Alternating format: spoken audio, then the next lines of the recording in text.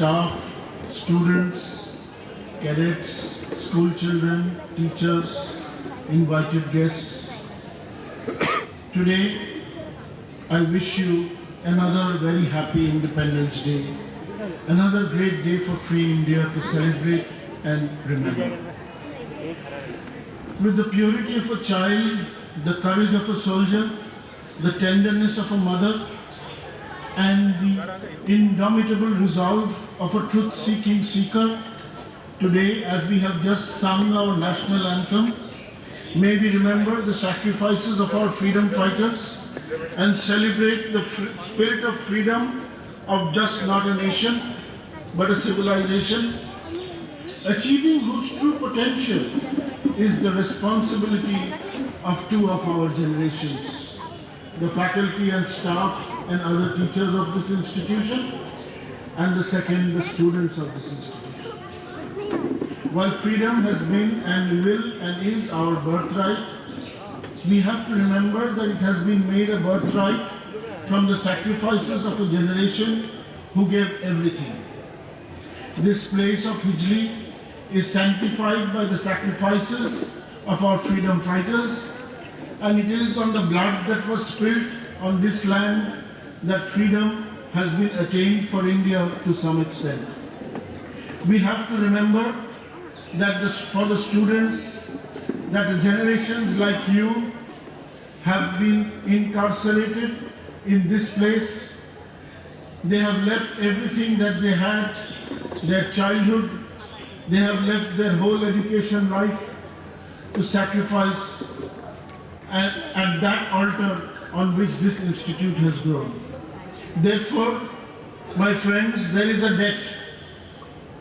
It is a debt that we may never be able to repay, but we must keep in mind that there is a debt. As Nehru said at the stroke of midnight, we have made a tryst with destiny, and in order to redeem that tryst, we have made several pledges. I would like to remember and recollect two pledges from two great Indians.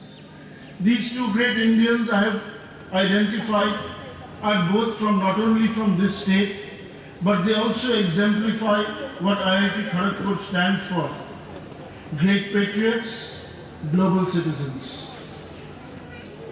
The first of them, Sri Aurobindo, whose birthday is also today. In 1907, at a talk given in Bengal National College, which he set up, which today is the famous Jadavpur University, he had mentioned, and I would like to quote, "There are times in a nation's history when Providence places before it one work, one aim, to which everything else, however high and noble in itself, has to be sacrificed. Such a time has now arrived for our motherland, when nothing is dearer than her service, when everything else is to be directed to that end. If you will study, study for her sake. Train yourself, body and mind and soul, for her service. You will earn your living that you may live for her sake. You will go abroad to foreign lands that you may bring back knowledge with which you may do service for her. Work that she may prosper. Suffer that she may rejoice." All that, my friends, is contained in that single one advice, which today is written right in front of this institution, dedicated to the service of the nation. Another great patriot, another global citizen, exemplifying the ideals of the greatest of humanity, has again said something which, like the previous statement, continues to ring in our minds as the goal of freedom. The goal of freedom is freedom from the bondage of ignorance.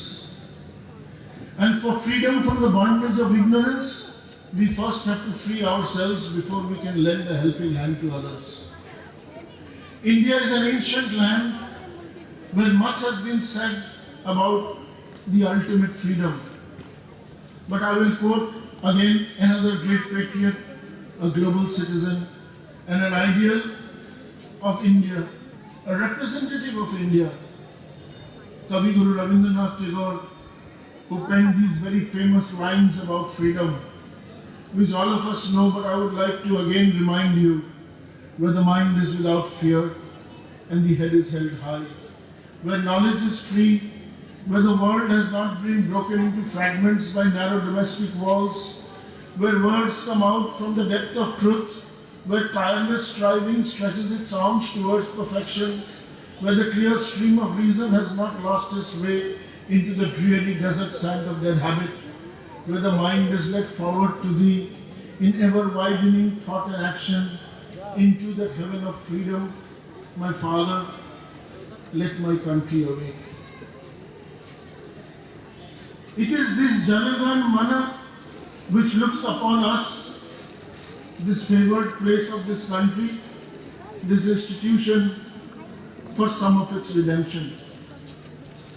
To the faculty and staff, my fervent request is that this nation, this Janagan Man, have given us their best children as their amanat to change not only this country but also this world. Like a potter who crafts every item into a delightful presentation for the world, it is for us to take these best minds, the best talent of India that comes into this institution to make. To the students, I would like to remind you, with great hope, the people of India have invested in your education. With the great thought that you will bring to them the India of their dreams. Every time they sing Sare Jahan Se Acha, in one point of their mind, knowingly or unknowingly, is that I have kept some of my best people in the Indian Institutes of Technology so that they will grow up and make for India the India of their dreams. Let us make all work together with these two objectives, with these two thoughts of becoming dedicated Indians who are global citizens. Let us make this modern hermitage where the new India is built. Thank you. Jai Hind.